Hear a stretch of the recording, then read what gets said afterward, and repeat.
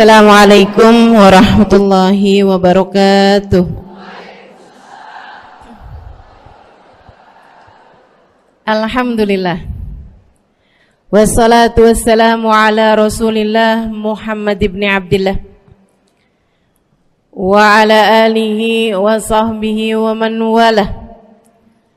Subhanaka la ilma lana illa ma 'allamtana innaka antal alimul hakim. Rabbi shrah li sadri wa yassir li amri wahlul 'uqdatan min lisani yafqahu qawli. Amma ba'du. Alhamdulillah, ibu-ibu sekalian saya muliakan, hadiah indah di mana Allah mengizinkan kepada kita untuk menghadapnya. Bukan main. Siapa kita ini sampai diizinkan Allah untuk bolak-balik menghadap kepada Allah Subhanahu wa taala dalam salat-salat kita. Saya pernah dengar dari para guru-guru kami, guru-guru saya. Mereka mengatakan di saat orang salat, di saat kamu salat, di saat saya salat, bukan hanya karena saya mau sholat, kamu mau sholat, akan tetapi karena kamu dianggap mulia di mata Allah, sehingga Allah izinkan dirimu untuk menghadap padanya. Ketika saya sholat, bukan hanya karena saya mau sholat, akan tetapi karena saya punya nilai di mata Allah, sehingga Allah izinkan kepada saya untuk menghadap padanya. Sebaliknya, ketika kamu tidak mau sholat, bukan hanya karena kamu tidak mau sholat, akan tetapi karena kamu sudah jatuh dalam pandangan Allah, terhina dalam pandangan Allah, sehingga Allah tidak lagi mengizinkan kepadamu untuk menghadap kepadanya. Ketika seseorang tidak sholat, bukan hanya karena dia tidak mau sholat, akan tetapi karena ia sudah tidak lagi bernilai di mata Allah, sehingga Allah tidak izinkan dia untuk menghadap padanya. Teman-teman, saudariku sekalian yang saya muliakan, kalau bicara tentang sholat nih teman-teman, ada 4 tingkatan, ada 4 kelas. Untuk kamu melihat sholatmu sudah ada di kelas yang mana. Kalau saya boleh bilang kelas teratasnya nih kelas bisnis, oke lah ya. Kelas bawahnya lagi kelas atasnya kelas eksklusif ya, kelas eksekutif. Terus bawahnya lagi kelas bisnis, bawahnya lagi kelas. Tapi ada 4 kelas, bawahnya lagi kelas gerbong. Nggak naik dalam kereta nih ya. Kelas yang paling bawah kita bahas nih, kelas gerbong nih. Kayaknya naik di atasnya nih ya, gerbongnya. Teman-teman sekalian, orang yang di saat mengerjakan sholat, dia kerjakan juga, tapi merasanya sebagai beban. Ya ampun, udah maghrib aja, baru juga asar. Ya ampun, males banget dah. Ini gak ada rusuh nih. Kita kan lagi jalan-jalan nih. Kita kan lagi belanja nih di Tanah Abang. Kita jamaah aja gimana sholatnya. Nah ini orang-orang yang menganggap sholatnya sebagai beban. Malas kalau disuruh sholat, terutamanya subuh. Terutamanya sholat subuh. Ini Allah ceritakan orang-orang yang seperti ini adalah kelompoknya orang munafik. Naudzubillah. Alladzina idza qamu ila sholati qamu kusala. Orang-orang yang kalau disuruh sholat bangun juga sih, tapi malas banget. Setan nih nemenin dia, kayak naroin batu di atas kepalanya, bikin dia berat mau ngerjain sholat. Kalau lagi tidur, ngipas-ngipasin matanya, bobo aja lagi. 5 menit lagi, 5 menit lagi. Bangun-bangun udah siang. Pernah terjadi padamu?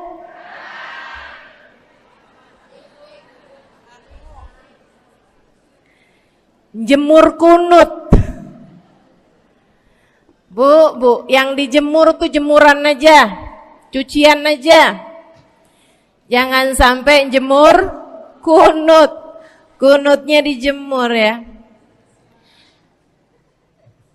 Ketika ada seseorang yang disampaikan kepada Nabi Muhammad bahwasanya orang itu tidak bangun kecuali sesudah azan subuh, artinya enggak tahajud, artinya enggak bangun di sepertiga malam terakhir, bangunnya sesudah azan subuh. Nabi mengatakan padanya tentang orang itu, Nabi bilang pada para sahabatnya, inna syaitan bala fi udhunih, itu adalah orang yang telinganya dikencingin sama setan. Pada pernah dikencingin setan? Kalau bangunnya habis azan tuh dikencingin setan. Kalau bangunnya udah terbit matahari dikencingin siapa kira-kira? Insyaallah. Teman-teman saudariku sekalian yang saya muliakan, alladzina idza qamu ila sholati qamu kusala, malas bener kalau diajakin sholat, sampai sebagian sholatnya dikerjakan keluar dari waktunya. Yang seperti ini masuk dalam firman Allah Subhanahu wa taala, a'udzubillahi minasyaitonir rajim, fawailul lil musallin alladzina an salatihim sahun. Fawailul lil musallin alladzina hum an salatihim sahun. Celaka orang-orang yang salat. Kenapa kok orang salat celaka ya Allah? Sebab mereka an salatihim sahun, melalaikan salat mereka. Apa maksudnya melalaikan? Imam Sayyidina Ibnu Abbas dalam salah satu tafsir beliau mengatakan alladzina yuakhiruna an waqtiha au yuqaddimuha ila ghairi waqtiha. Orang-orang yang mengakhirkan salat sampai keluar dari waktunya atau memajukannya sebelum waktunya. Mau pergi ke Tanah Abang nih, jam 11. Ntar kita ribet nih urusan sholat duhur. Dah sholatin sekarang aja. Ini orang-orang yang fawailul lil musallin. Bu, sesibuk apapun dirimu, jangan pernah ninggal sholat. Bu, lagi ngerjain perkara penting apapun kamu, jangan pernah mengakhirkan sholat. Jangan pernah mengeluarkan sholat dari waktunya. Kenapa gitu? Karena bu, sholat itu urusanmu sama Allah. Gak ada yang lebih penting daripada itu. Gak ada yang lebih penting daripada itu. Siapa yang mementingkan Allah, dia bakal dipentingin sama Allah.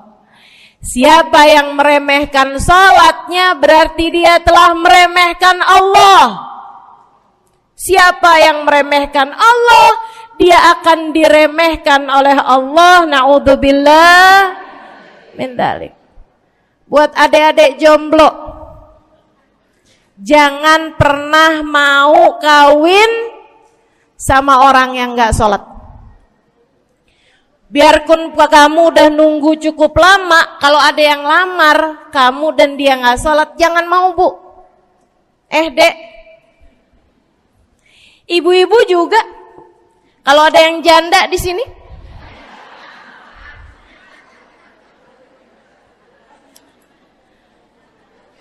terus ada yang lamar kamu, Walaupun di garasinya ada kijang,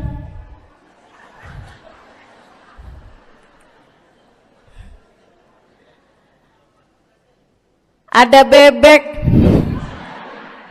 motor maksudnya ya, datang melamar kamu, jangan terima. Orang yang gak sholat, kamu jangan mau jadi istrinya. Kenapa? Saya kasih tahu ya, Allah aja dia tinggalin, apalagi kamu.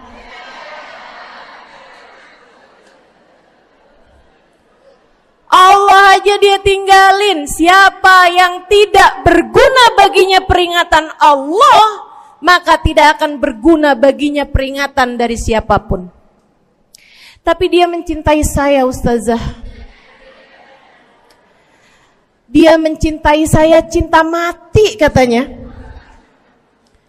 Sekarang tungguin setahun 2 tahun, cintanya hilang, tinggal matinya. Tapi dia mencintai saya luar biasa, Ustazah. Dia tak sanggup hidup tanpa saya. Itu namanya cinta monyet. Tungguin 2 tahun, cintanya hilang, tinggal. Jangan temenan sama orang gak sholat. Dia telah jatuh di mata Allah. Maka kita pun belajar buat jadi orang-orang yang terus mendaki, terus meraih rahmatnya Allah, terus belajar buat jadi salah satu orang yang dipandang dengan rahmat oleh Allah Subhanahu wa taala. Salah satunya dengan cara kita memuliakan sholat. Kita menjaga sholat. Jagain sholatnya. Jangan masuk kelompok orang yang tadi itu sholatnya menjadi beban. Ini kelompok paling bawah nih. Naik ke kelas ekonomi. Tadi begitu ya? Kelas ekonomi, orang-orang yang sholatnya menjadi sebuah kewajiban. Dia kerjain, dia tahu itu wajib, dia gak akan tinggalin. Tapi sama halnya dengan kewajiban-kewajiban yang lain. Kita nih kalau mikirnya kewajiban, Bu, kalau gak diwajibin lagi seneng. Betul gak? Masih ada kayak beratnya gitu ngerjain sholat. Orang yang sholatnya dianggap sebagai kewajiban. Kayak anak-anak sekolah tuh, wajib pakai seragam, wajib ngerjain PR. Kalau 1 hari, besok enggak wajib pakai seragam. Ada enggak ya pakai seragam? Enggak ada. Enggak ada. Enggak ada yang besoknya dipakai seragam. Terus tanyain, kenapa kamu tetap pakai seragam? Abisnya saya suka sama seragamnya. Enggak ada. Karena mereka menganggap pakai seragamnya adalah kewajiban. Sekolahnya sebagai kewajiban. Jadi giliran besok libur anak-anak, hore gitu. Ada orang-orang yang sholatnya dianggap sebagai kewajiban. Nggak ada yang nambah kalau kewajiban tuh. Sholat sunnah boro-boro. Sholat wajib aja kalau bisa dibikin sesingkat mungkin, akan dilaksanakan dengan cara yang sesingkat-singkatnya.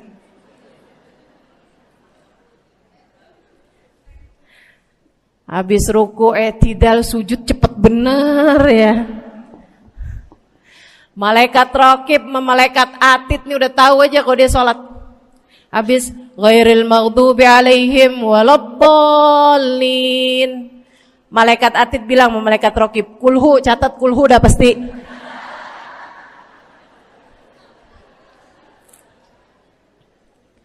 Kulhu aja gak kelar-kelar.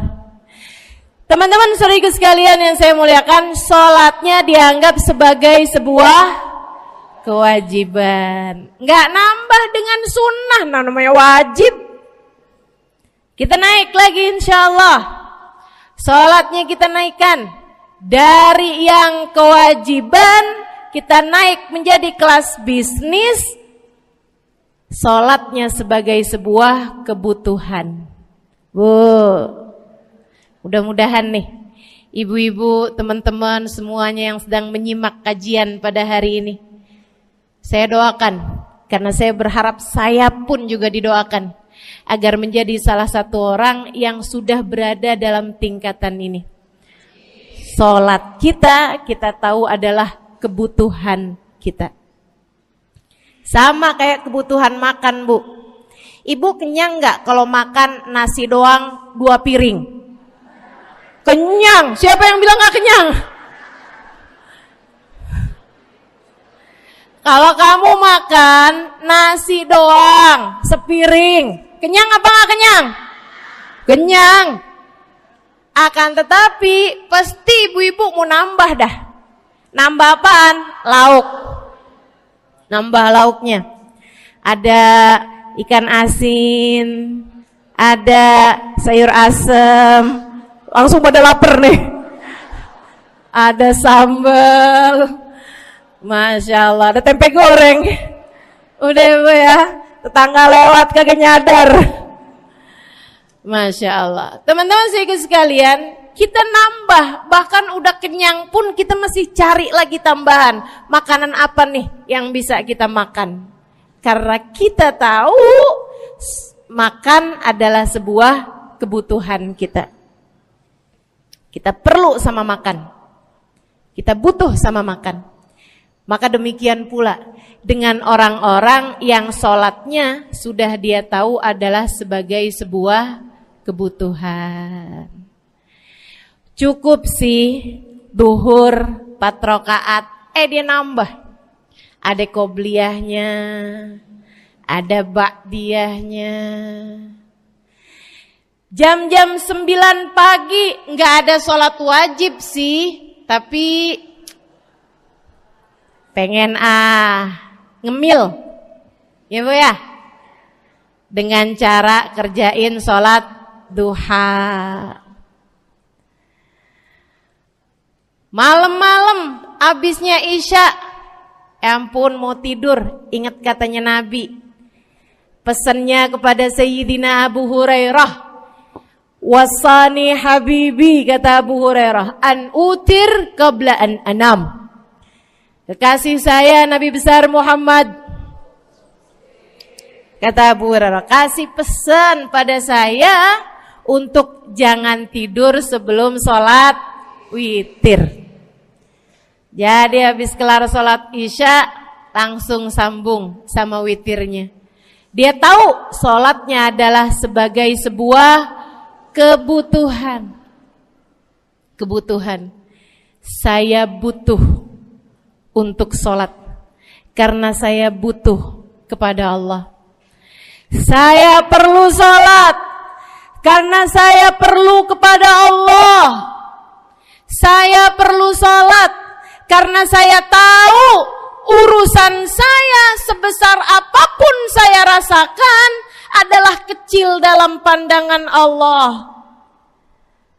Saya perlu sholat karena permasalahan dalam hidup saya yang saya rasakan sebesar gunung di atas pundak saya, di atas punggung saya, di hadapan Allah tak sampai seperti setitik debu yang mudah saja untuk dia angkatkan dari kehidupan saya.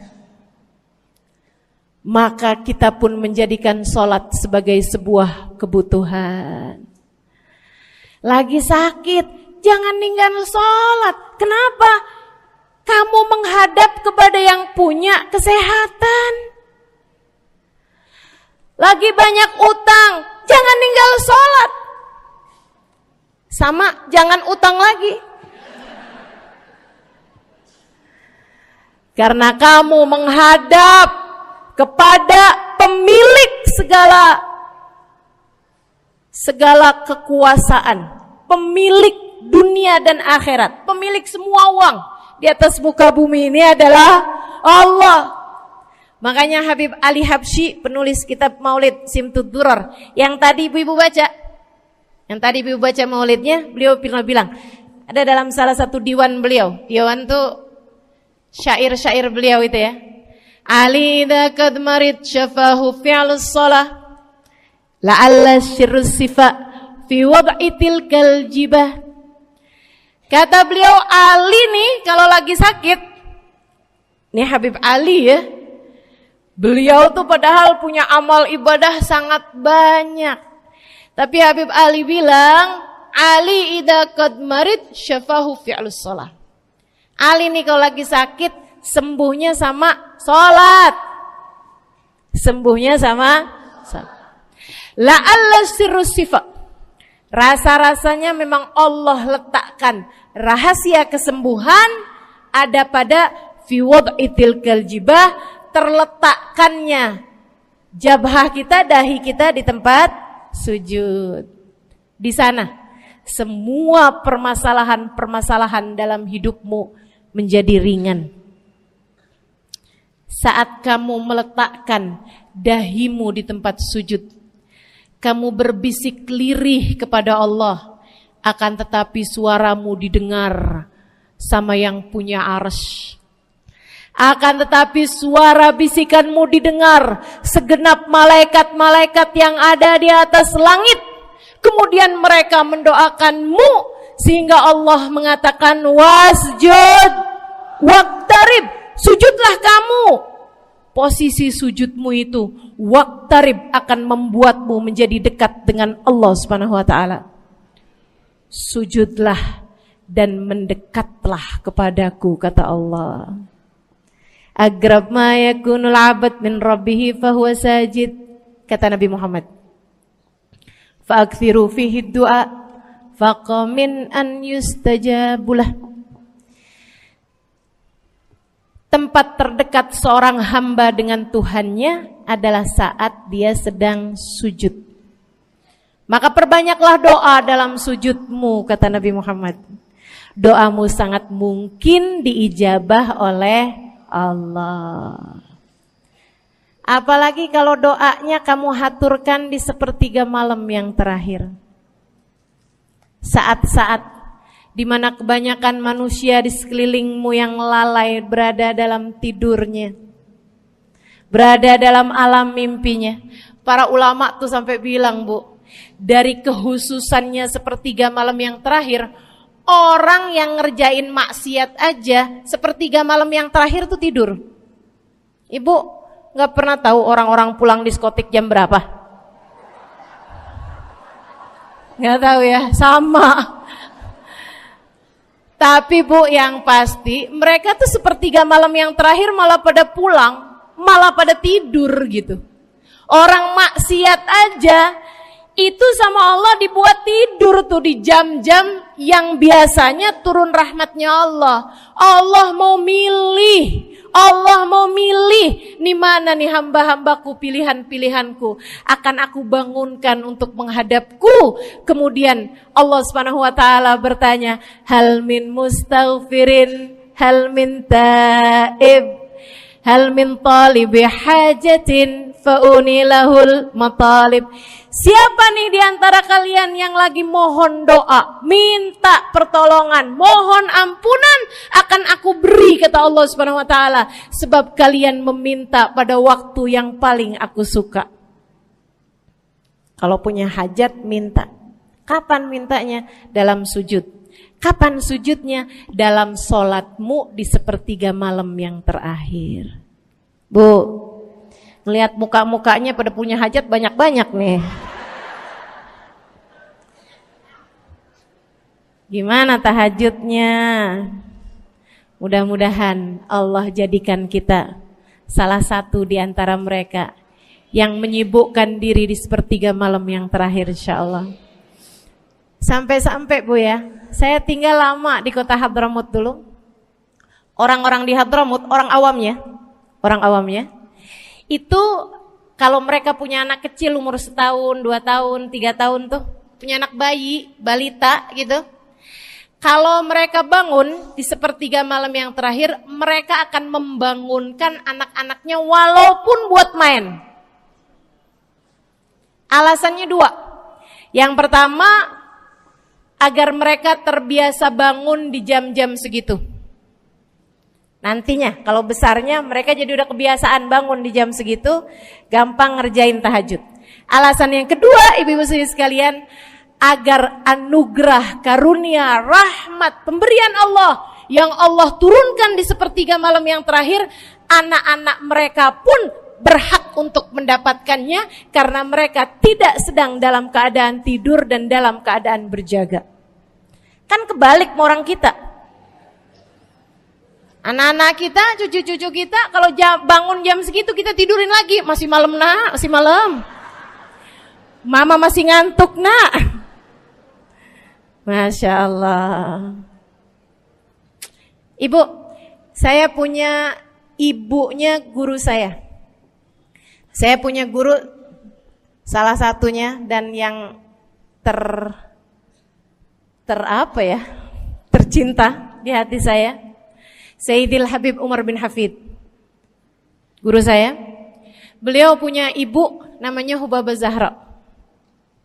Almarhumah, baru meninggal masa-masa deket pandemi. Ya Bu ya, baru aja beberapa tahun silam meninggalnya. Itu ibu-ibu sekalian punya anak kalau nggak salah 12. Kalau nggak salah 12 anak beliau. Laki-laki 5. Kalau saya nggak salah ya, mohon maaf kalau saya salah. Kemudian yang perempuan 7. Semuanya soleh-solehah.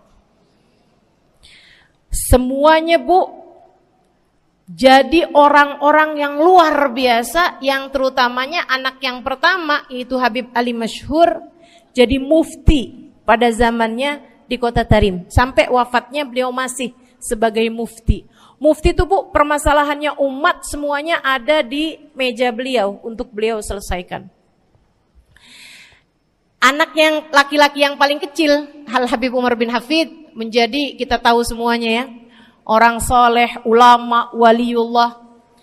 Ibu-ibu sekalian, kita mau tahu nih, anak-anak soleh-solehah semacam itu ibunya kayak gimana gitu. Karena Bu, mohon maaf, walaupun memang Nabi Nuh, nabinya udah soleh, anaknya gak soleh, kan begitu ya? Ada juga sih, tapi secara mayoritasnya Bu, buah jatuhnya tak jauh dari emaknya begitu, anaknya kurang lebih begitu. Anaknya begitu, emaknya biar kita nggak lihat gitu udah bisa ngebayangin kayak apa orangnya.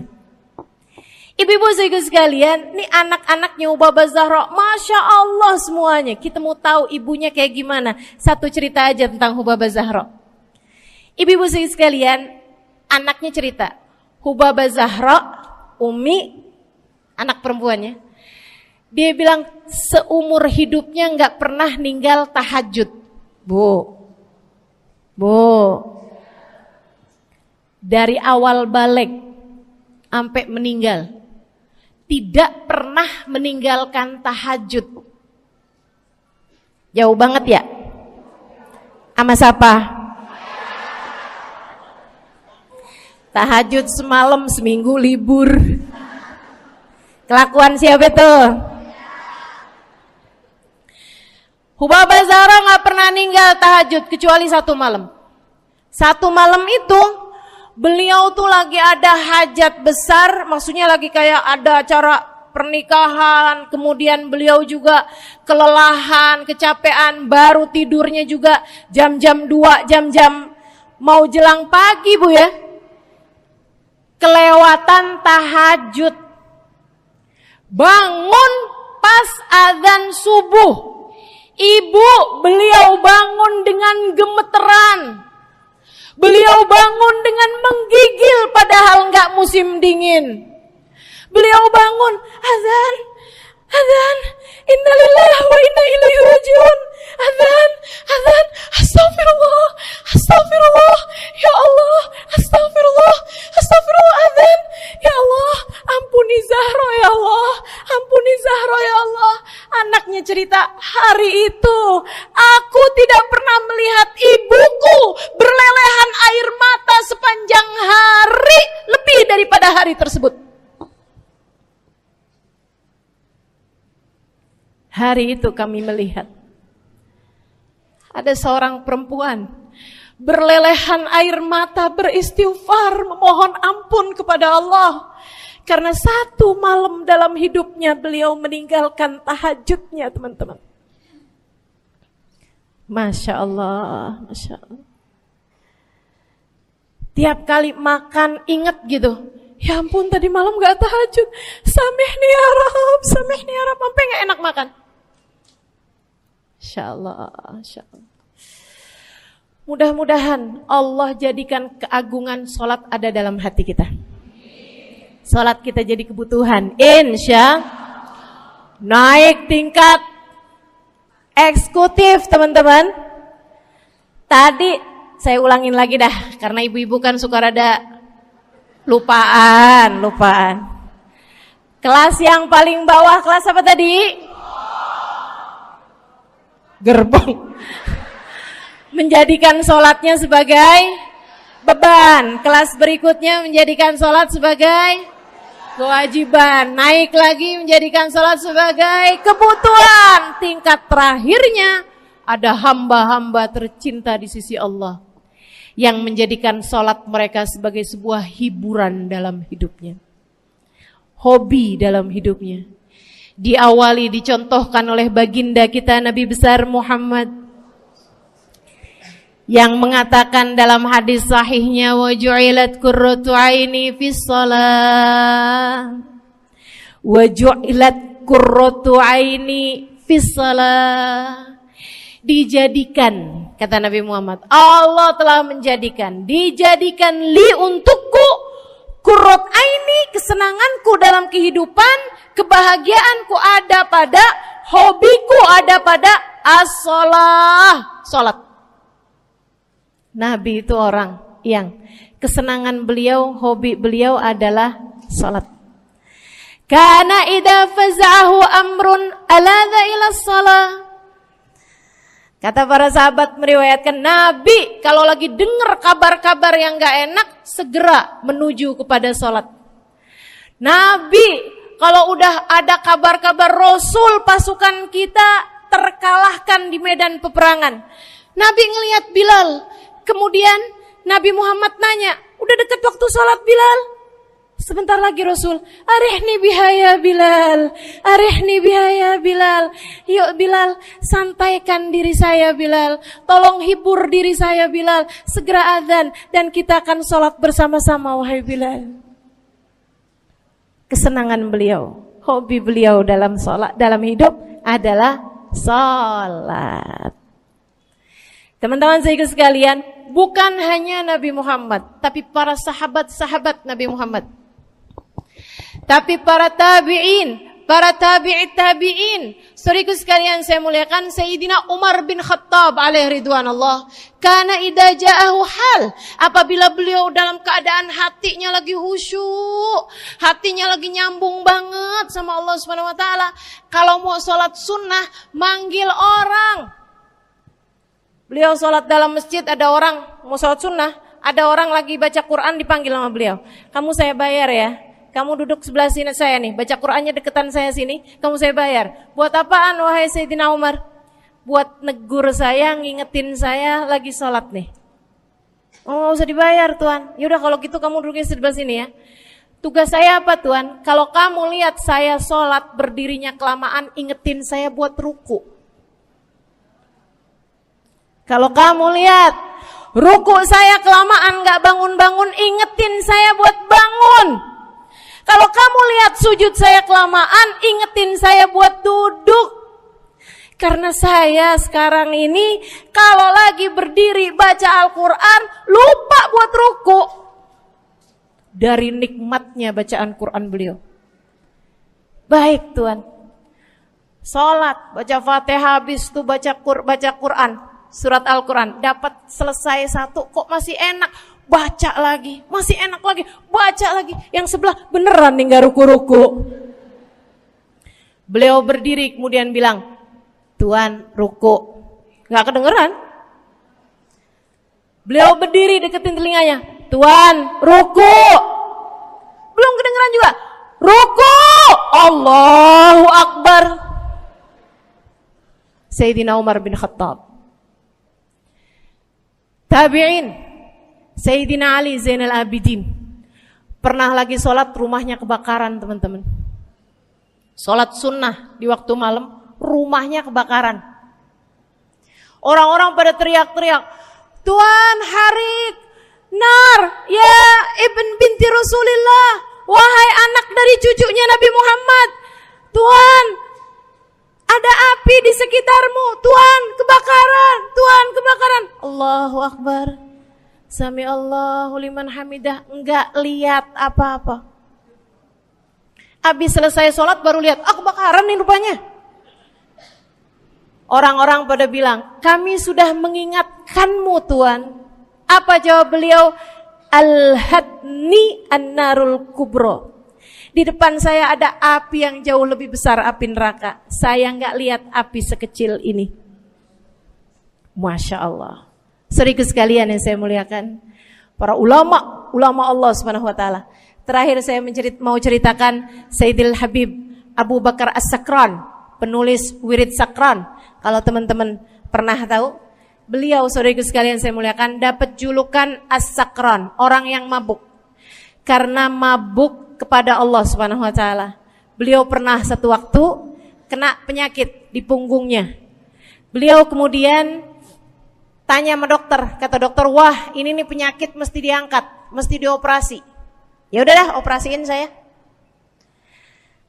Disuguhin 1 gelas khamr di waktu yang telah ditetapkan untuk jadi waktu operasi. Apa ini? Khamr, minuman keras. Zaman itu belum ada obat bius. Dia bilang, ini buat apa? Khamr ini Tuan, minuman keras ya, agar engkau nggak sadar. Jadi enak gitu kita ngoperasinya. Dia bilang, saya mau dengan kesehatan saya kepengen ngerjain taat kepada Allah. Saya nggak mau. Saya dapetin kesehatan saya dengan cara mengerjakan yang diharamkan Allah, yaitu minuman keras. Saya nggak perlu ini. Waduh, kalau gitu nggak bisa dioperasi Tuan. Kenapa soalnya? Ya nanti kan kesakitan, nanti susah operasinya gitu. Oh gampang. Kalau kalian pengen bikin saya nggak sadar, nggak perlu minuman keras. Terus gimana? Operasikan kalau saya sedang sholat. Maka mulailah, dokter-dokter udah pada siap. Beliau lagi sholat sunnah ya Bu ya. Allahu Akbar gitu. Mulai dokter buka baju belakangnya. Mulai Bu digunting kulitnya, digergaji tulangnya. Beliau Bu mukanya meringis saja enggak. Beliau ruku, dokternya ikutan nungging. Beliau sujud, dokternya ikutan menunduk juga. Beliau sholat nikmat banget. Sampai beliau selesai dari sholat, beliau nanya sama dokter-dokternya, kenapa gak nurut tadi tuh waktu saya sholat mestinya operasi. Kata dokter, udah selesai Bib dari tadi. Masya Allah. Radiyallahu ta'ala anhum wardahum. Ini bukan kelas-kelas kita. Saya cuma ceritain aja sama ibu-ibu. Bukan berarti ibu-ibu nanti pas waktu sakit bilang sama dokter-dokter gak usah dibius. Beda hati Bu, beda hati. Ibu ya, beda iman, beda semuanya kita sama mereka. Yang pasti, makanya saya kan yang ini nggak doa nih. Pas yang kebutuhan tuh baru saya doa. Kenapa? Karena kayaknya tingkatan kita dah Bu ya. Mentok dah, sampai kebutuhan itu dah. Insya Allah, mudah-mudahan Allah jadikan kita orang yang menjaga salat insya Allah. Rabbi jalni muqimas salah wa min dzurriyyati amin. Rabbi jalni muqimas salah wa min dzurriyyati amin.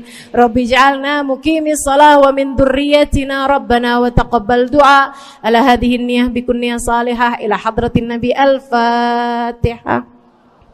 Syaitanir rajim. Bismillahirrahmanirrahim. Alhamdulillahirabbil alamin. Ar-Rahmanir-Rahim. Maliki yaumiddin. Iyyaka na'budu wa iyyaka nasta'in. Ihdinas siratal mustaqim, siratal ladzina an'amta 'alaihim, ghairil maghdubi 'alaihim waladdallin. Amin. Taqabbalallahu minna wa minkum, taqabbal ya karim. Sama-sama kita hormati, kita sayangi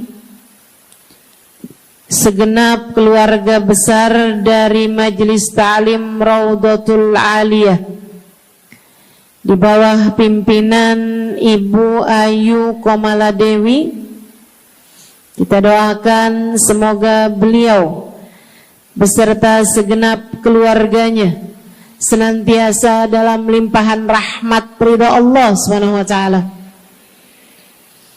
Juga kita doakan Ustazah Nabilah Al-Haddad sebagai pengasuh di majelis ta'lim ini, sebagai pimpinan di majelis ta'lim ini, Bu Ayu dan Ustazah Nabilah sekeluarga semuanya insyaallah senantiasa dalam pandangan kasih sayang Allah SWT. Panjangkan umurnya, disehatkan badannya, dimudahkan urusannya, kabulkan hajatnya, semakin dicinta Allah SWT dan Rasulnya. Para ustadzah, para hubabah, para syarifah, para pimpinan pondok pesantren, para pimpinan majelis ta'lim, yang mudah-mudahan semuanya dalam limpahan rahmat ridha Allah SWT, serta tentu saja semua yang hadir di majelis ini, baik ibu-ibu, kakak-kakak, adik-adik, anak-anak, yang mudah-mudahan semuanya dirahmati Allah, disayang Allah, dibahagiakan Allah, diistiqomahkan jalannya menuju ridha Allah Subhanahu wa taala, insyaallah diistiqomahkan jalannya menuju surga Allah Subhanahu wa taala. Amin ya rabbal alamin. Qul amantu billah thumma istaqim, kata Nabi Muhammad sallallahu alaihi wasallam kepada seorang pemuda yang meminta nasihat, ya Rasulullah ausini, wahai Rasul tolong nasihati aku. Kita kalau ketemu orang mulia jangan minta duit, Bu. Kita kalau datang ketemu sama orang-orang yang kita tahu doanya mustajab, sangat soleh, hidupnya baik, apalagi jika dia adalah kekasih Allah Subhanahu wa taala. Kamu kalau berjumpa dengan ulama, jangan minta sesuatu yang duniawi. Tirulah para sahabat ketika berjumpa dengan Nabi Muhammad. Biasanya mereka meminta satu dari dua hal. Yang pertama, mereka minta doa. Ida'ili ya Rasulullah, doakan aku wahai Rasul. Ibu juga gitu. Kalau ketemu sama ulama, ketemu orang soleh, ketemu kiai, ketemu habib yang kita tahu doanya mustajab, bertemu hubabah, mintalah doa. Tapi jangan hanya sekedar urusan doa duniawi, Bu. Doa duniawi itu yang gimana, Ustazah? Doa yang kalau diijabah nggak akan manfaat begitu kamu masuk dalam alam kubur. Itu namanya doa duniawi. Ustazah, doakan saya biar saya cepat kebeli rumah. Bu, kalau mati rumahnya dibawa gak? Ustazah, doakan saya kepengen beli HP baru. Dibawa gak HP-nya? Enggak. Itu namanya doa duniawi. Ustazah, Doakan biar suami saya tambah cinta.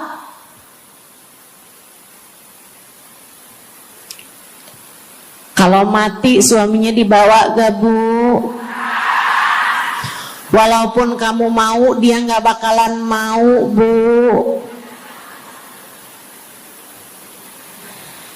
Sesuatu yang sifatnya duniawi. Ustazah, doakan biar anak saya soleh. Duniawi apa bukan? Bukan. Sebab kesolehan anak akan jadi tambahan bekal bagimu ketika kamu masuk dalam alam kubur. Jadi gak boleh nih ustazah doa urusan duniawi atau minta didoakan urusan-urusan duniawi. Boleh, tapi jangan cuma itu. Nanti takutnya kamu nyesel. Kalau selama di dunia kamu doanya hanya untuk urusan dunia, takutnya begitu masuk dalam kuburan sudah tidak ada lagi doa yang akan Allah ijabah untukmu ketika kamu ada dalam alam kubur nanti. Sayang. Jadi kalau doa, prioritaskan urusan akhirat. Insya saya berasa banget jadi orang yang sering dimintain doa sekaligus juga sering minta doa. Saya kalau ketemu orang soleh, ketemu habaib, ketemu hubabah, saya akan minta doa, gak pernah minta duit saya. Ida'ili ya hubabah, ida'ili ya habib. Serius sekalian, sebagai orang yang sering juga dimintain doa, ustazah doakan saya. Banyak tuh. Saya merasakan perbedaannya saat saya ada di Tarim sama ketika saya sudah pulang dan kembali ke negeri ini. Waktu saya di Tarim, orang kalau minta doa sama saya, usik berdoa, tolong ya doain saya. Saya suka tanya, doa apa? Selalu aja, hampir semuanya mengatakan hal yang sama. Ida'ili bihusnil khatimah. Doakan saya biar husnul khatimah. Begitu nyampe ke Indonesia, kalau ada orang bilang, ustazah doain saya, biasanya lanjut tuh, doanya minta apa langsung dibilang, gak pakai tanya. Ustazah doain saya biar utang cepat lunas. Ustazah doain saya biar cepat dapat jodoh. Ustazah doain saya biar jadi orang kaya. Ustazah doain saya biar suami nggak mendua. Ya Allah, ternyata kebanyakan orang kita kalau minta doa seringnya urusan duniawi. Bukan berarti nggak boleh, boleh aja sih. Cuman takutnya begitu kamu mati nyesel kalau semua doamu selama ini adalah sesuatu yang tidak ikut kamu bawa ketika kamu mati. Kalau kita lihat para sahabat ketika mereka berjumpa dengan Nabi Muhammad, selalu saja banyak di antara mereka yang minta doa. Nabi pernah tanya, doanya apa? Macem-macem jawaban para sahabat. Ada yang begini, Harithah menjawab, ida'ili an yarzuqani Allah asyhada fi sabilih. Rasul, doakan saya biar saya dikaruniai mati syahid di jalan Allah. Ada lagi yang lain doanya, ya Rasulullah, id'ili an yarzuqani Allah murafaqatan bika ya Rasulullah. Doakan biar saya nanti di masa sesudah kematian saya, di masa akhirat nanti bisa mendampingimu wahai Rasulullah, bisa berjumpa denganmu wahai Rasul, bisa ada dalam rombonganmu wahai Rasulullah. Doa-doa yang sangat ukhrawi, doa-doa yang sangat akhirat, karena mereka sudah faham tujuan hidup sesungguhnya adalah mencari ridha Allah Subhanahu wa ta'ala. Tujuan hidup sesungguhnya adalah bergerak menuju surga Allah Subhanahu wa ta'ala. Tujuan hidup sesungguhnya adalah berpulang kepada Allah dalam keadaan Allah ridha kepada kita. Sahabat tuh minta didoakan, sama yang kedua minta nasihat. Kita juga nyontoh, kalau ketemu orang soleh, kalau ketemu ulama, kalau ketemu habaib, ketemu kiai, ketemu bunyai, ketemu hubabah, ketemu ustadzah, ketemu ustadz, minta nasihat. Selain daripada minta doa, mintalah nasihat. Hal ini dicontohkan oleh para sahabat kepada Nabi Muhammad. Datang seorang pemuda berjumpa Nabi Muhammad sallallahu alaihi wasallam. Kemudian bertanya, ya Rasulullah, ausini, wahai Rasulullah, berikanlah nasihat kepadaku ini.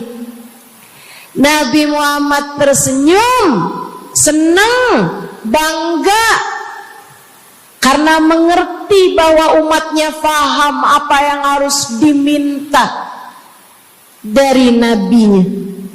Nabi berkata kepadanya, "Qul amantu billah tsumma istaqim."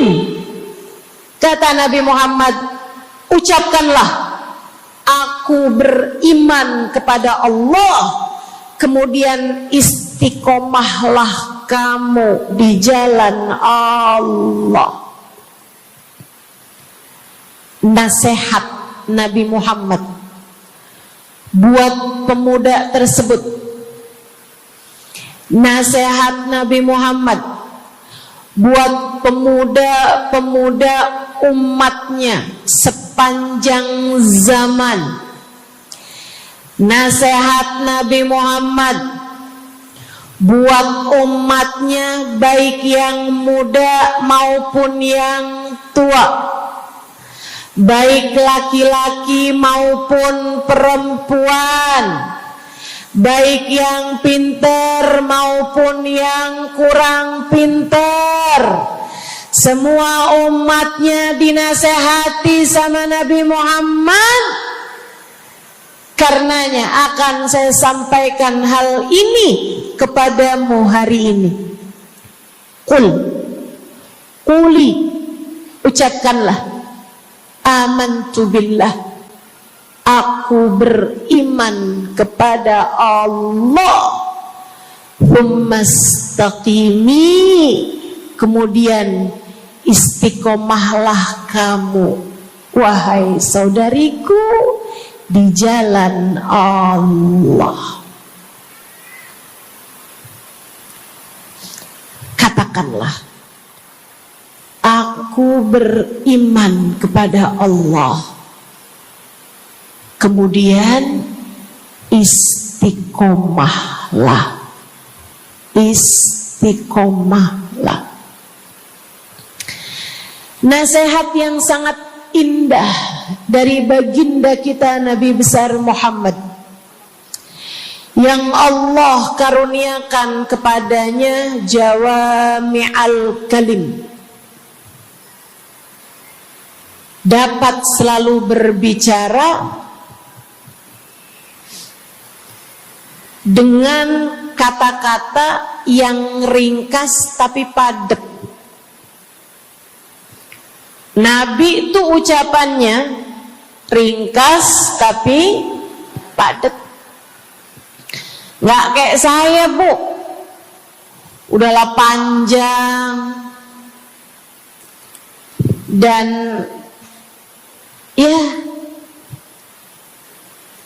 mudah-mudahan Allah jadikan ucapan-ucapan kita jadi kalimat-kalimat yang akan membawa kita menuju surga. Jadi ucapan-ucapan yang akan bawa kita menuju ridha Allah Subhanahu wa taala. Ibu-ibu, kita sama-sama belajar biar kalau ngomong itu enggak panjang-panjang, akan tetapi bermutu, berkualitas. Terutama Bu, ibu kalau ngomong sama anak-anak ibu, kadang-kadang panjang bener. Padahal itu aja, anak sampai hafal. Iya mah, katanya gitu. Betul gitu? Nabi kalau ngomong pendek aja tapi penuh makna. Nabi kalau bicara seringkali nggak panjang-panjang tapi sangat berarti. Satu hadis beliau saja bisa disyarahkan, diberi keterangan, hingga bahkan berkitab-kitab banyaknya. Ibu-ibu sekalian, salah satu dari ucapan ringkasnya Nabi Muhammad, amantu billah, kata Nabi, qul amantu billah, tsumastaqim, ucapkanlah, aku beriman kepada Allah, kemudian istiqomahlah di jalan Allah. Apa itu istiqomah? Lurus, jangan belok-belok. Lurus, jalan terus. Jalannya adalah jalan yang lurus. Itu yang selalu kita minta dalam tiap rakaat sholat kita. Kita berdoa kepada Allah, ihdinas siratal, ya Allah, tempuhkanlah untuk hidup kami ini jalanmu yang lurus. Sama kayak kamu lagi bilang, ya Allah, karuniakanlah dalam kehidupan kami keistiqomahan di jalanmu ya Allah. Kamu selalu minta istiqomah 17 kali sekurangnya tiap hari. Betapa sangat pentingnya istiqomah ini, saudaraku sekalian. berada dalam jalan yang lurus. Saya mau bahas jalan lurus yang dimaksud ini apa aja. Satu, kamu harus lurus imannya. Amantu billah, aku beriman kepada Allah. Kata Nabi Muhammad sallallahu alaihi wasallam, "Qul amantu billah," ucapkanlah, aku beriman kepada Allah. Maka istiqomah tersebut yang nomor satu adalah dalam urusan keimanan. Bu, Kak, Dek, Nak, yang lurus imanmu. Iman yang lurus tuh yang gimana, Ustazah? Iman yang lurus adalah memahami dua kalimat syahadat yang menjadi pintu gerbang keimananmu. Orang kalau masuk Islam, dia jadi orang yang beriman, dia mengucapkan kalimat syahadat. Apa itu? La ilaha illallah. Yang pertama. Yang kedua, Muhammad Rasulullah. Tidak ada Tuhan selain Allah. Itu harus kamu miliki dalam hatimu secara lurus, istiqomah. Gak ada Tuhan selain Allah. Jangan hari ini Tuhannya Allah, besoknya Tuhannya duit. Apapun aja yang disuruh sama duit, yang ada duitnya, yang haram-haram pun diterjang. Lah kenapa begitu? Saudaraku sekalian, Qul amantu billah, ucapkan, aku beriman kepada Allah. Aku faham arti la ilaha illallah. Tidak ada Tuhan selain Allah. Tidak ada yang mengatur kehidupan selain Allah. Tidak ada yang memberi rezeki selain Allah. Maka berimanlah kepada Allah. Kalau ada istri bilang sama suaminya, kalau kamu nanti pulang bawa duit, ahlan wa sahlan, selamat datang. Tapi kalau kamu pulang nanti nggak bawa duit, silakan tidur di luar.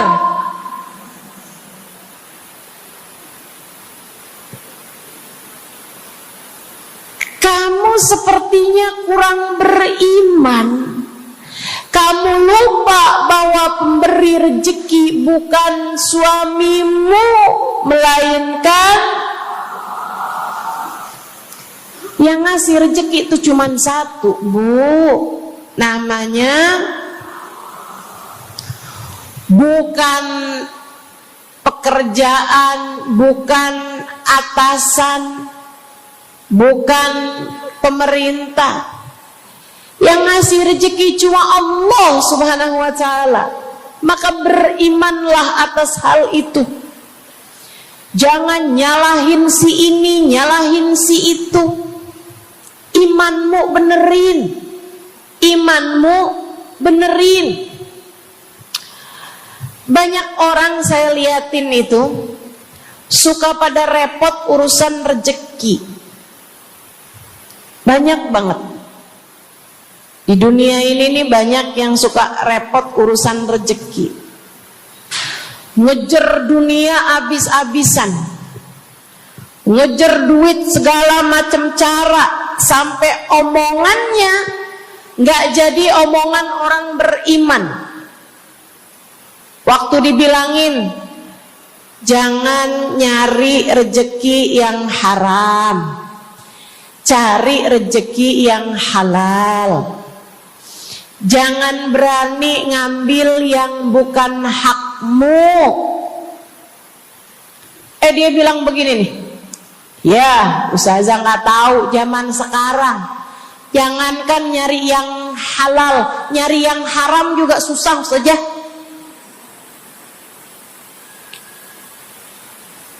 Itu omongan orang nggak beriman. Kamu mesti ngerti dulu, kalau yang kamu minta adalah urusan rezeki, dengerin. Kalau yang kamu minta urusan rezeki, kamu harus datang kepada alamatnya. Yang sering kali membuat kamu setengah mati urusan rezekimu, sampai mau-maunya menghinakan diri, minta-minta sama orang, berharap dari orang. Seorang ibu berharap dari anaknya, seorang istri berharap dari suaminya. Saudariku sekalian, yang sering kali membuat kamu tersiksa urusan rezeki adalah karena kamu salah alamat. Kamu salah alamat. Kamu sedang tersesat jalan.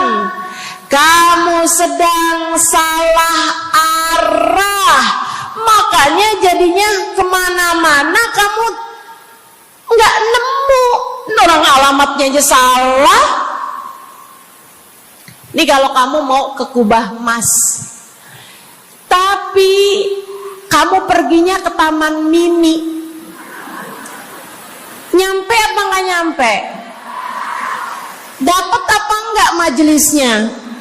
Nggak dapat. Kenapa? Salah alamat. Yang dicari Kubah Mas, kamu perginya ke Keong Mas. Nggak nyampe, nggak dapat. Saya kasih tahu padamu, alamat rezekimu ada pada Allah. Alamat rezekimu ada pada Allah.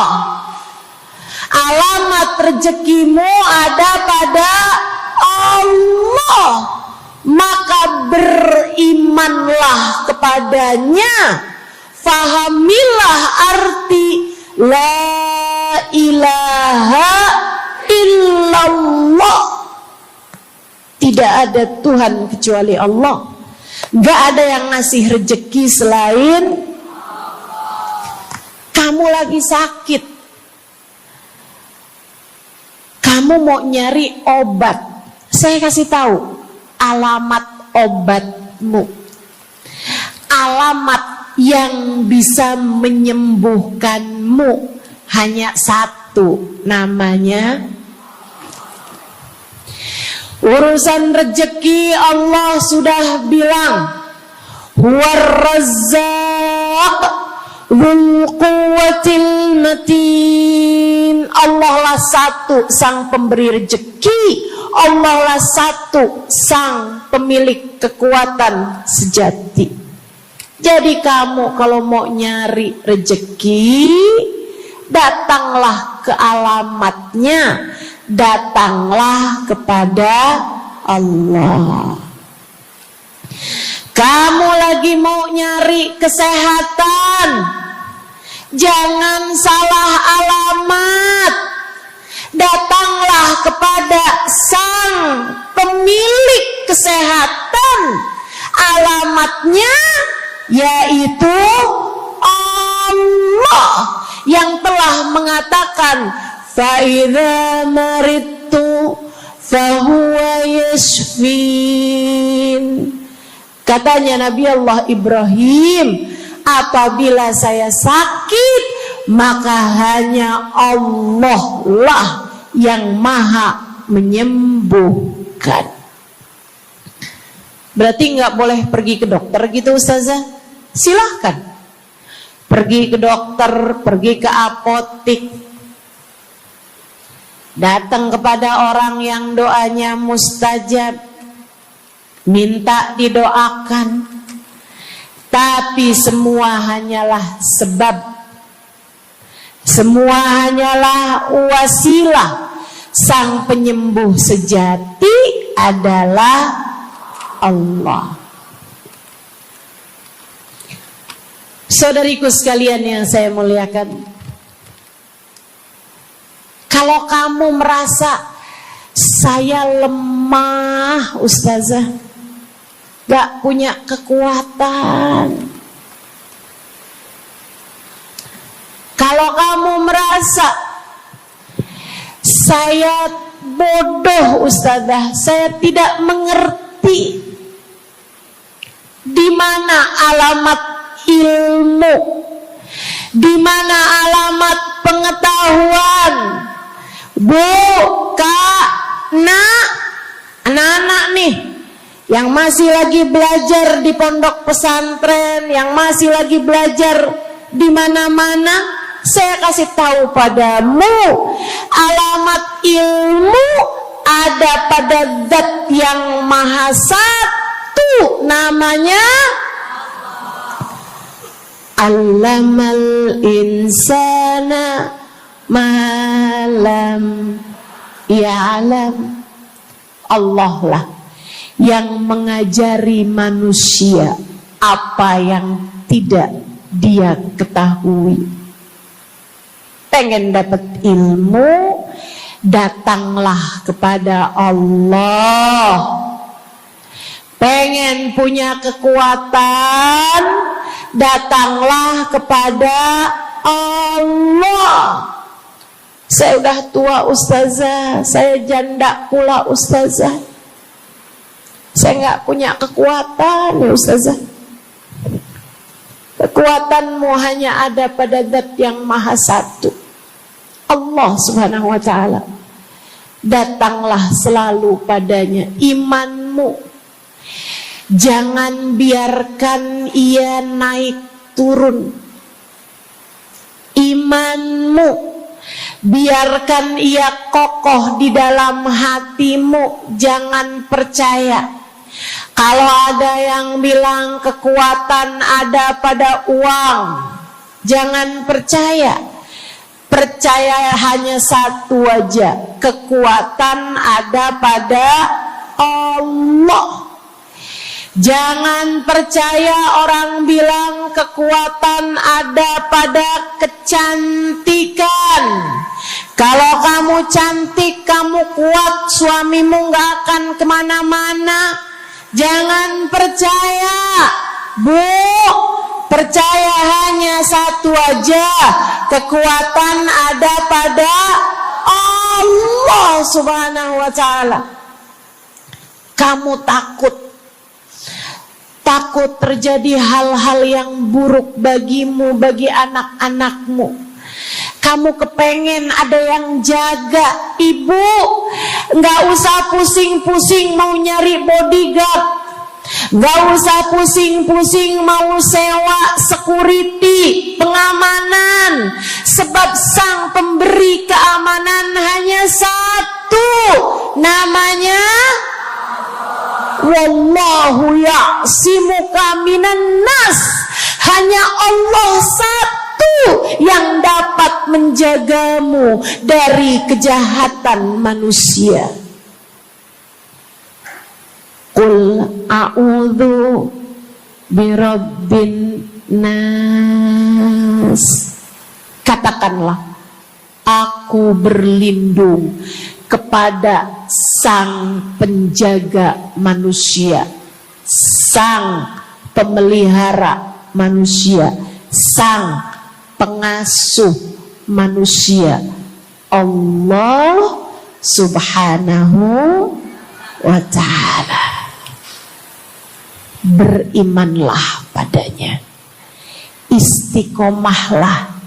Bu, gak ada yang bisa bikin orang meninggal selain Allah. Gak ada. Tapi dia ditabrak orang, Ustazah. Kalau gak ditabrak dia gak bakalan mati. Kamu kebalik. Justru karena dia harus mati, Allah jadikan dia ditabrak. Jelas? Ini imannya mesti yang benar nih. Jangan kamu kira ini ada dokter malpraktek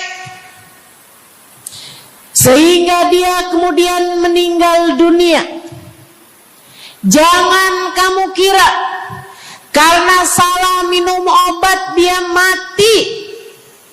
Bukan, ibu-ibu sekalian, justru karena dia harus mati, karenanya kemudian ketemu sama dokter yang malpraktek lah, ketemu sama obat yang salah lah. Itu hanya sebab kematiannya itu sendiri. Allah udah bilang, idza jaa ajaluhum la yastakhiruna sa'atan wa la yastaqdimun. Apabila datang ajal seseorang, enggak ada siapapun yang bisa memajukan barang semenit pun, enggak ada yang bisa memundurkan meski sesaat sekalipun. Enggak ada. Emang udah kepastiannya. Waktunya mati ya mati, Bu. Gak ada yang bisa menghidupkan, sekaligus tidak ada yang bisa mematikan selain Allah. Itu artinya istiqomah dalam iman. Tapi tunggu dulu, sebelum saya lanjutkan istiqomah yang lain. Selain beriman kepada Allah, kamu juga harus beriman kepada Nabi Muhammad.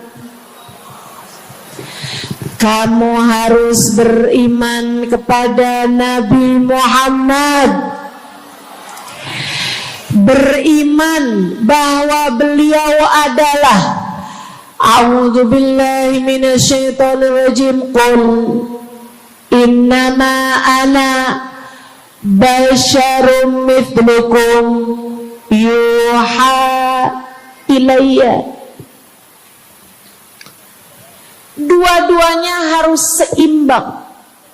Innama ana basyarum mithlukum, tapi juga yuha ilayya. Katakanlah wahai Nabi Muhammad, aku adalah seorang manusia seperti kalian. Saya punya badan, saya punya perasaan. Kalau nggak makan-makan saya lapar. Kalau habis makan nggak minum saya haus. Kalau beberapa hari saya nggak tidur, saya ngantuk. Qul innama ana basyarun. Sampaikan kepada manusia, aku adalah seorang manusia seperti kalian juga. Ama anak cinta, lama nggak ketemu sama istri, kangen. Katakan wahai Nabi Muhammad, ana basyarum mithlukum, saya manusia seperti kalian juga. Kalau ada yang disayang kemudian meninggal, sedih. Karena Nabi adalah seorang manusia. Tapi tunggu dulu, beliau tidak hanya sekedar manusia, Itu adalah satu sisi kehidupan Nabi Muhammad. Jangan lupa, innama ana basyarum mithlukum, tapi yuha ilayya, aku diberi wahyu, aku hamba wahyu, aku berbincang-bincang dengan Allah, kalian tidak. Aku berbicara langsung dengan Allah, kata Nabi Muhammad, kalian tidak. Aku dituruni malaikat Jibril, kalian tidak. Aku diberi wahyu Al-Quran 30 juz, kalian tidak barang seayat pun. Nih, kalau saya perhatikan, imannya umat manusia yang beriman kepada Allah sekalipun menjadi cacat ketika tidak beriman kepada Nabi Muhammad. Lihatin, mohon maaf, orang Yahudi beriman kepada Allah.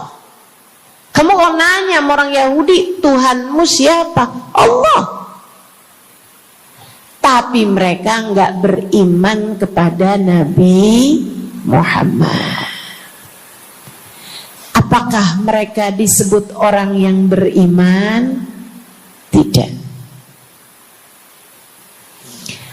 Orang Nasrani, apakah mereka beriman kepada Allah? Iya. Tapi apakah mereka beriman kepada Nabi Muhammad? Tidak. Apakah mereka beriman? Tidak. Bahkan umat Islam ada yang mempercayai sesudah Nabi Muhammad ada nabi yang lain, namanya Mirza Ghulam Ahmad, sehingga mereka menyebut agama mereka Islam, tapi agama Islamnya pakai ada kelanjutannya, Islam Ahmadiyah. Apakah mereka beriman? Tidak. Sebab syarat iman selain la ilaha illallah juga ada Muhammad Rasulullah. Bahkan Bu, ada banyak di antara kita orang-orang yang iman kepada Allah luar biasa, tapi kalau urusan kepada Nabi Muhammad, kalau lagi diceritain Isra Mi'raj, dia bilang Nabi Muhammad tuh gak usahlah segitu amat diperayakan Isra Mi'rajnya. Nabi Muhammad tuh Isra Mi'raj cuman sekedar ruhnya aja, badannya nggak pakai Isra Mi'raj. Jadi Nabi itu orang ngelihatnya kayak tidur aja, ruhnya aja yang melayang-layang. Isra Mi'raj bener, tapi ruhnya aja, badannya nggak pakai pergi. Jadi kalian nggak usah berlebih-lebihan sama Isra Mi'raj. Oh kenapa gitu? Kamu gak percaya sama Isra Mi'raj, sama badan-badannya Nabi sekalian, kamu gak percaya, kenapa? Ya karena itu gak masuk akal. Manusia kan gak bisa kayak gitu. Nabi Muhammad kan manusia. Kamu lupa bahwa Nabi walaupun manusia, beliau adalah yuha ilayya. Beliau adalah hamba wahyu.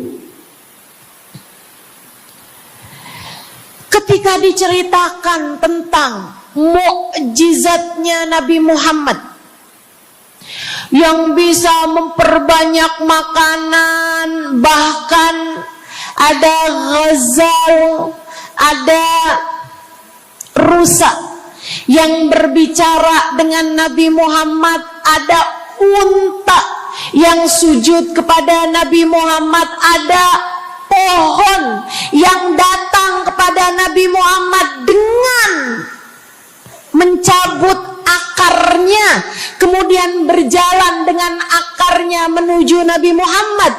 Ketika dipanggil, kemudian sujud pohon tersebut kepada Nabi Muhammad sallallahu alaihi wasallam dan bertanya, "Mengapa engkau memanggilku wahai Nabi?" Dia nggak percaya, nggak masuk di akal. Itu hanyalah dongeng. Kita bilang tapi hadisnya sahih, riwayatnya Ibnu Mas'ud yang menceritakan hal itu, hingga bahkan Sahibul Burdah menuliskannya. Katanya Sahibul Burdah Imamul Busiri, ja'at lidakwatihil asjaru sajibatan tamshi ilaihi ala saqin bila qadami. Datang ketika dipanggil sama Nabi Muhammad pepohonan. Mereka datang dengan, mereka berjalan dengan akar-akar mereka, kemudian sujud di hadapan Nabi Muhammad. Ini tentang iman. Mereka nggak percaya. Mereka ngakunya paling beriman. Mereka ngakunya paling lurus imannya. Tapi kenapa kalau mengenai Nabi Muhammad kamu menjadi timpang? Ketika melihat orang ramai-ramai bersolawat kepada Nabi Muhammad, mereka kegerahan. Ketika melihat orang-orang ramai datang ke majelis-majelis maulid, merayakan, bergembira atas lahirnya Nabi Muhammad, mereka kegerahan sampai mereka bikin GAM. Apaan tuh? Gerakan anti maulid. Oh, ada lagi mereka menyebut diri mereka GAS. Apaan tuh? Saya tanya. Gerakan anti solawat lah. Kenapa kamu kegerahan sama Nabi Muhammad? Hah? Kenapa kamu ngerasa kayak takut banget umat begitu cinta sama Nabi Muhammad? Ada apa denganmu? Kamu lupa Nabi Muhammad memang manusia, tapi qul innama ana basyarum mithlukum yuha ilayya. Jangan pernah pisahkan Nabi, meskipun beliau seorang manusia seperti kita, tapi beliau adalah hamba wahyu. Beliau adalah hamba wahyu. Kamu gerah banget orang bersolawat sama Nabi Muhammad. Ada masalah apa sama kamu? Kamu gerah banget orang baca maulid Nabi Muhammad. Bahkan ada orang-orang yang ngaku paling Islam, tapi gerah banget ngelihat orang berziarah ke makam Nabi Muhammad. Ada masalah apa sama kamu? Yang bermasalah bukan kami umat Nabi Muhammad. Yang bermasalah adalah imanmu. Sebab ketika kita diminta beriman kepada Nabi Muhammad, jangan hanya fokus kepada kemanusiaan Nabi Muhammad, fokuslah pula kepada beliau sebagai hamba wahyu. Saudaraku sekalian yang saya muliakan, istiqomah dalam iman. Beriman kepada Allah, beriman kepada Rasulullah. Cinta kepada Allah, cinta kepada Rasulullah. Cinta kepada Rasulullah, cinta kepada keluarga Rasulullah, cinta kepada sahabat Rasulullah, dan istiqomahlah dalam cinta tersebut. Jadi istiqomah menuju ridha Allah yang pertama adalah istiqomah dalam iman. Yang kedua, istiqomah dalam taat. Bu, Kak, istiqomah dalam taat. Kamu disuruh sholat,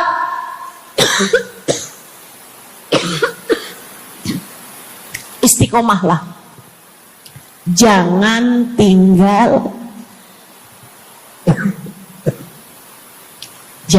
tinggal sholat.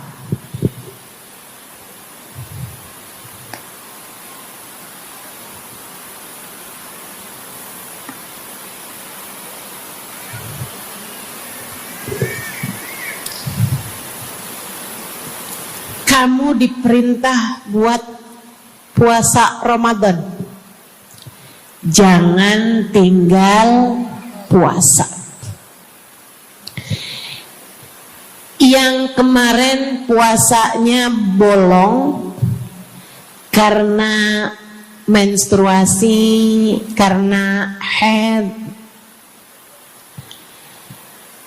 karena nifas misalnya, kamu wajib untuk bayar hutang puasa di hari-hari yang seperti ini. Jangan sampai hutang kamu nggak dibayar.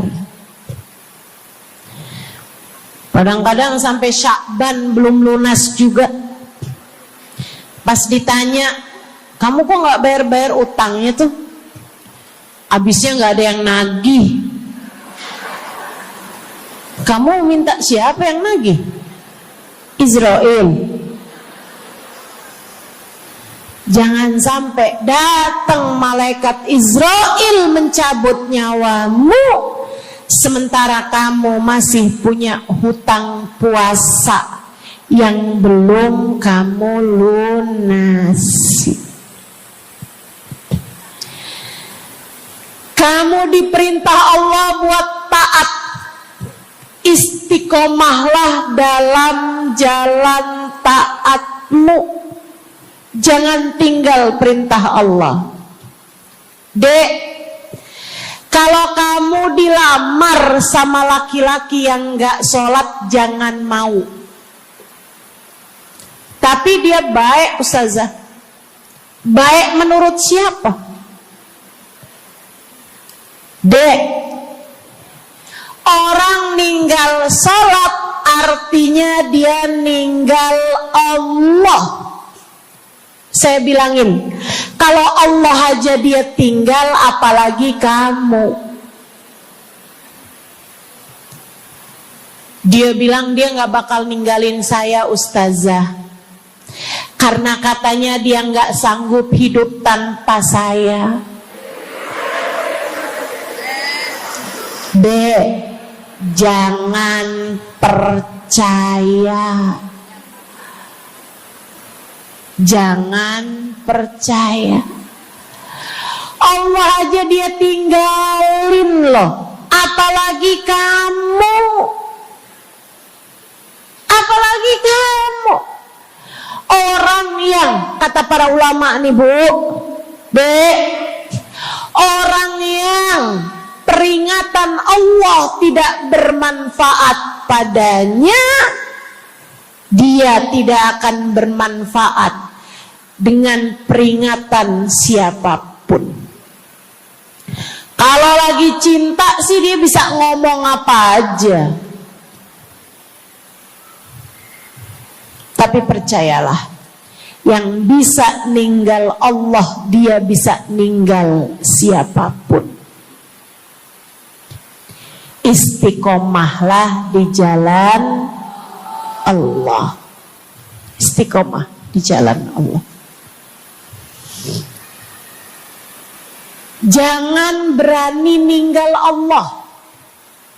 Jangan berani ninggal salat. Jangan berani ninggal ibadah. Kenapa gitu Ustazah? Karena yang pegang nasib kamu Allah. Ini nasihat abah saya yang akan saya pegang sampai kapanpun.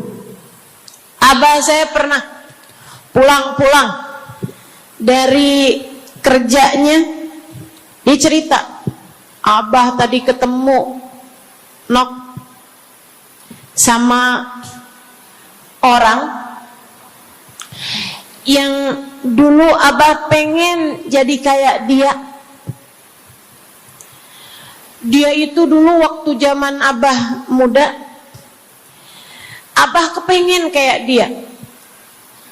Ganteng, kaya, sehat, orang tuanya kaya, dia bisa sekolah. Abah kepengen sekolah, gak ada biayanya. Abah harus bantu orang tua buat nyari nafkah, sehingga akhirnya putus sekolah. SD aja gak tamat, kata abah saya. Serius kalian? Kata abah kepengen banget jadi kayak dia itu waktu zaman abah muda. Tadi abah ketemu sama dia di trotoar. Abah kaget ngelihat dia. Kenapa, Bah? Dia sekarang gila.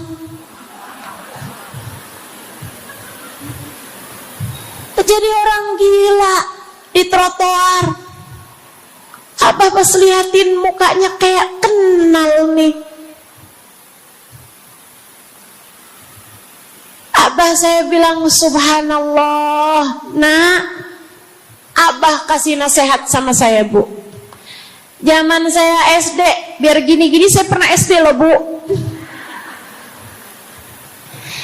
Abah saya bilang, nak, ternyata hidup yang paling penting nasib.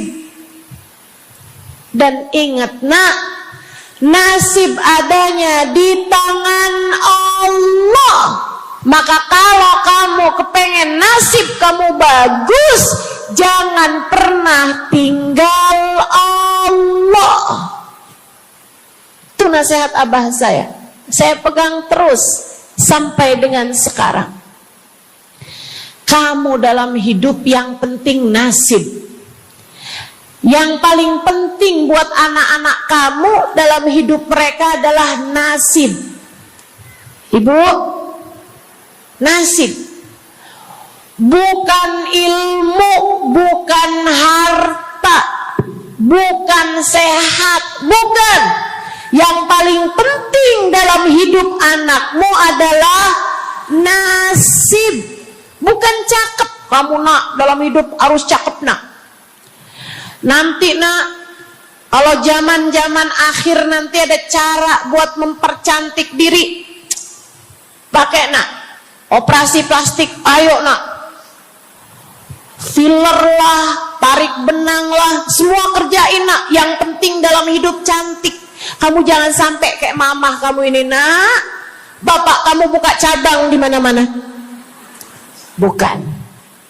Yang paling penting bagi anakmu di hidup mereka di dunia sebelum kelak di akhirat nanti adalah nasib. Saya kasih tahu, yang paling penting adalah nasib. Dan nasib itu adanya dalam genggaman.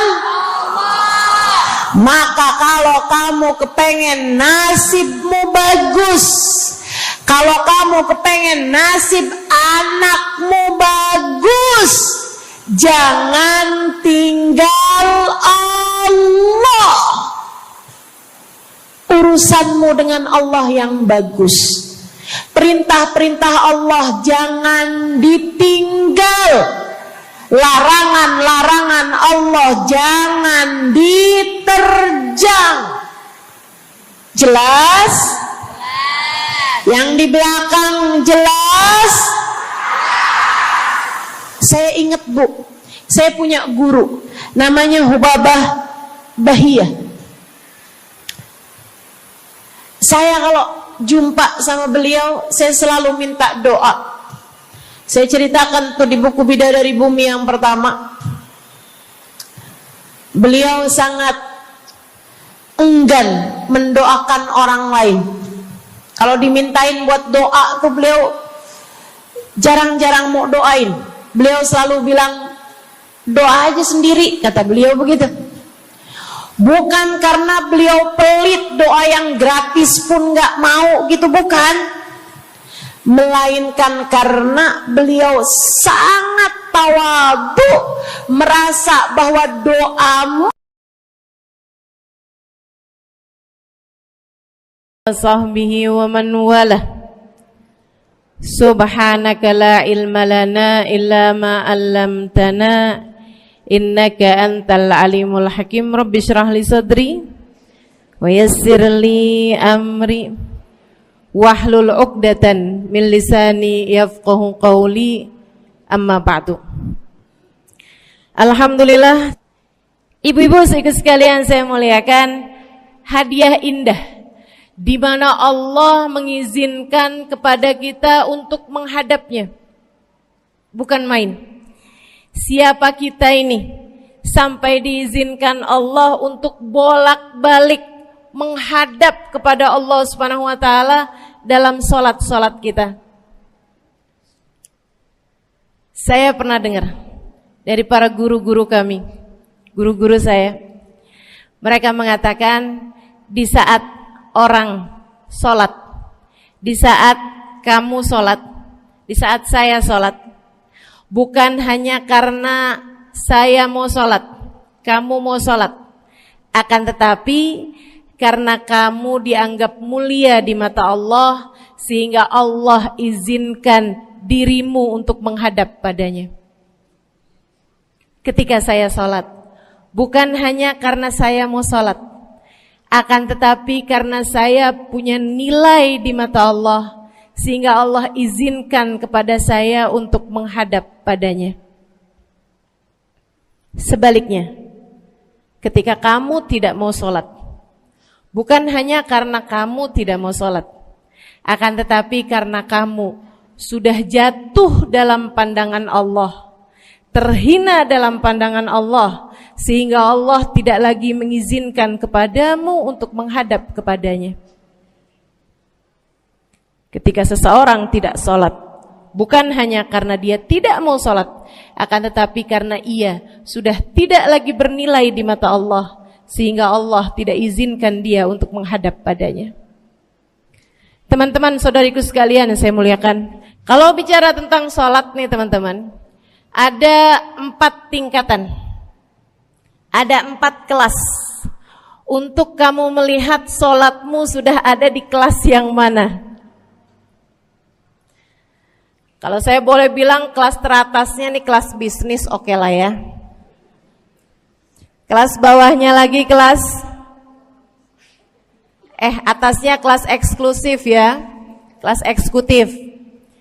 Terus bawahnya lagi kelas bisnis, bawahnya lagi kelas, tapi ada 4 kelas, bawahnya lagi kelas gerbong. Nggak naik dalam kereta nih ya. Kelas yang paling bawah kita bahas nih, kelas gerbong nih. Kayaknya naik di atasnya nih ya, gerbongnya. Teman-teman sekalian, orang yang di saat mengerjakan sholat, dia kerjakan juga, tapi merasanya sebagai beban.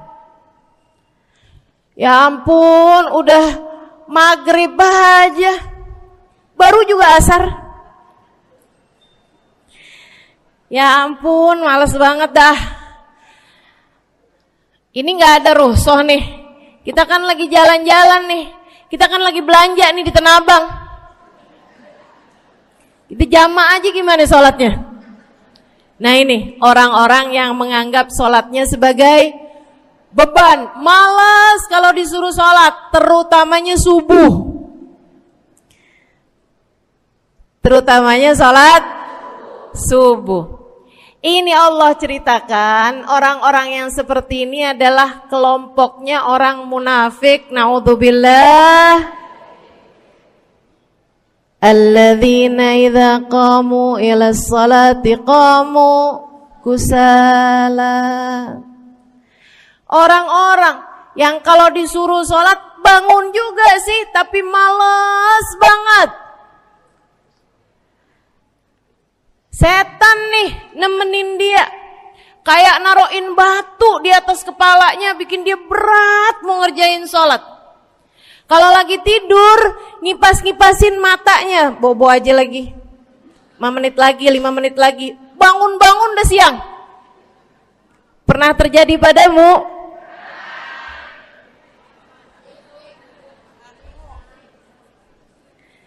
Jemur kunut. Bu, yang dijemur tuh jemuran aja, cucian aja.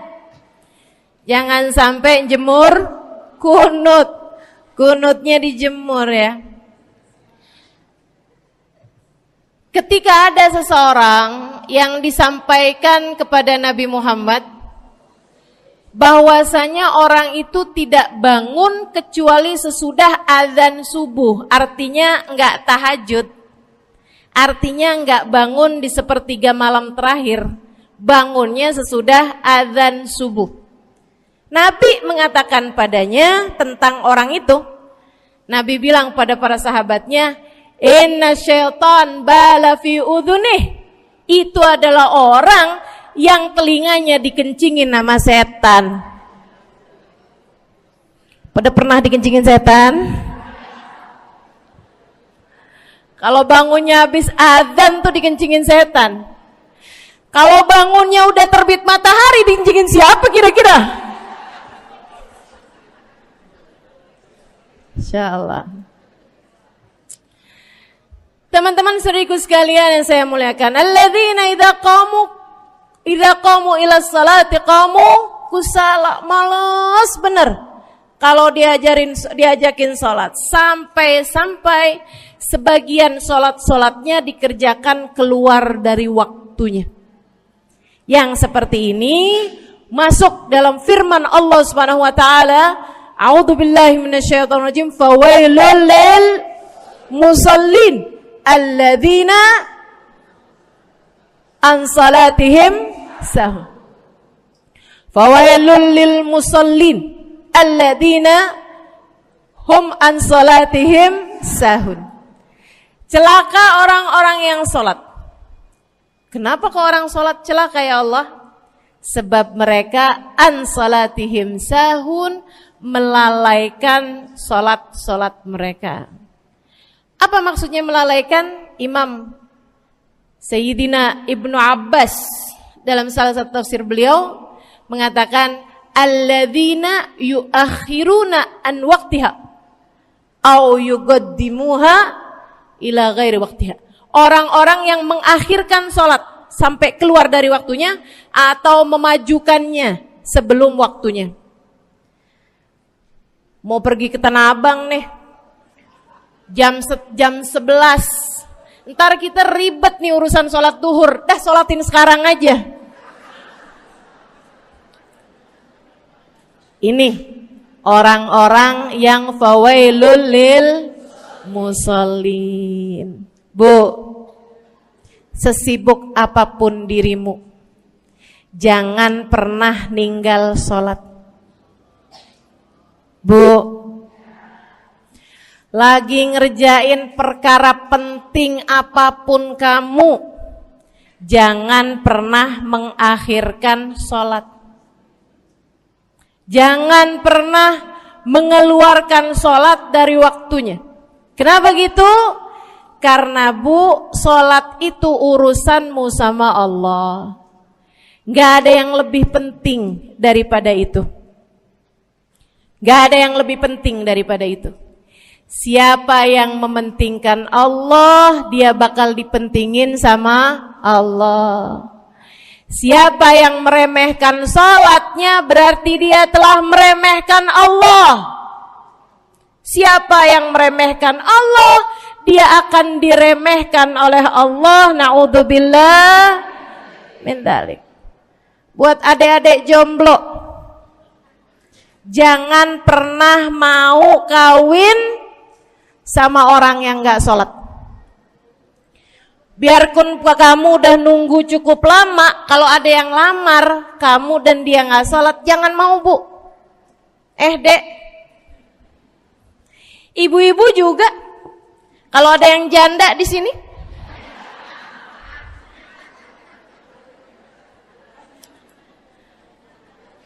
terus ada yang lamar kamu, walaupun di garasinya ada kijang,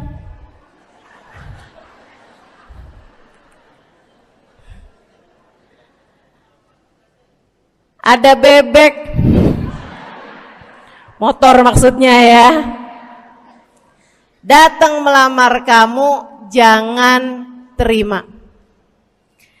Orang yang gak sholat, kamu jangan mau jadi istrinya. Kenapa? Saya kasih tahu ya, Allah aja dia tinggalin, apalagi kamu.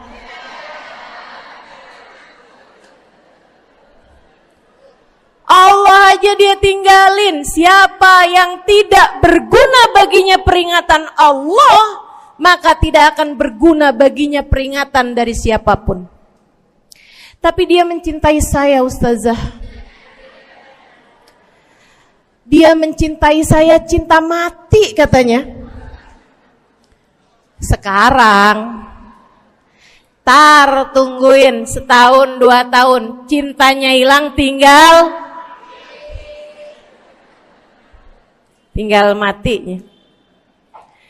Tapi dia mencintai saya luar biasa, Ustazah. Dia tak sanggup hidup tanpa saya.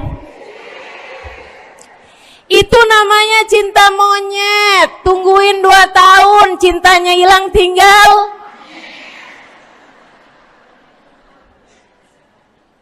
Jangan temenan sama orang gak sholat. Dia telah jatuh di mata Allah.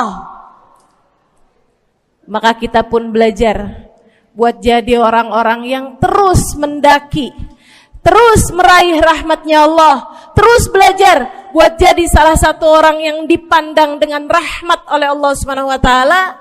Salah satunya dengan cara kita memuliakan sholat, kita menjaga sholat. Jagain sholatnya, jangan masuk kelompok orang yang tadi itu sholatnya menjadi beban. Ini kelompok paling bawah nih.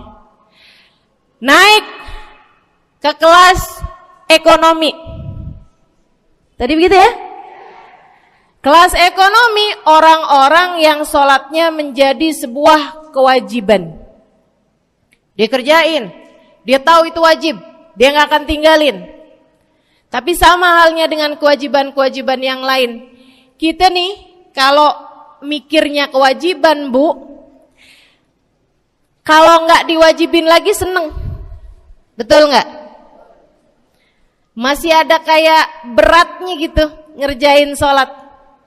Orang yang sholatnya dianggap sebagai kewajiban. Kayak anak-anak sekolah tuh, wajib pakai seragam, wajib ngerjain PR.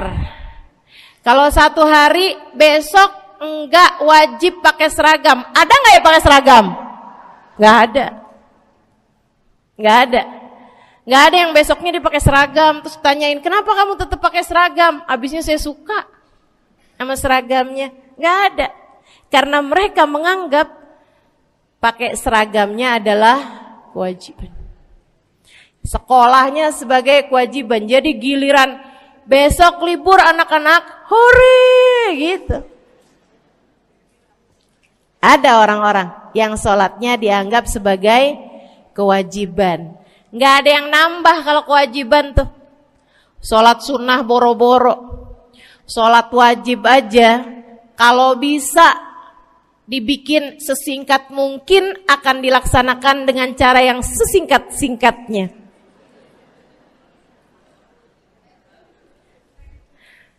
Habis ruku, i'tidal, sujud cepet bener ya. Malaikat raqib sama malaikat atid nih udah tahu aja kalau dia sholat. Habis ghairil maghdubi alaihim waladdallin. Malaikat atid bilang sama malaikat raqib, kulhu, catat kulhu udah pasti.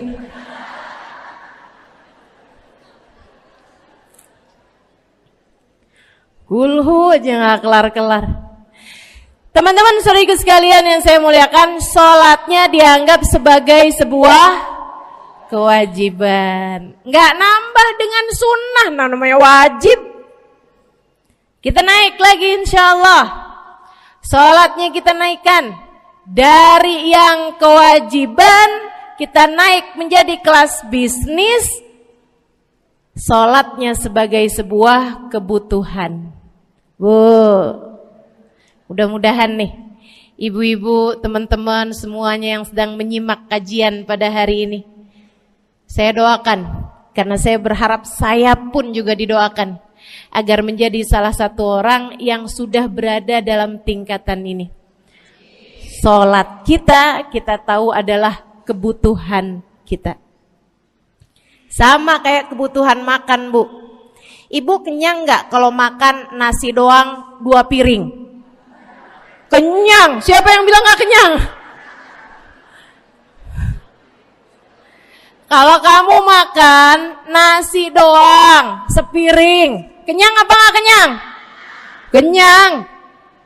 Akan tetapi pasti ibu-ibu mau nambah dah. Nambah apaan? Lauk. Nambah lauknya.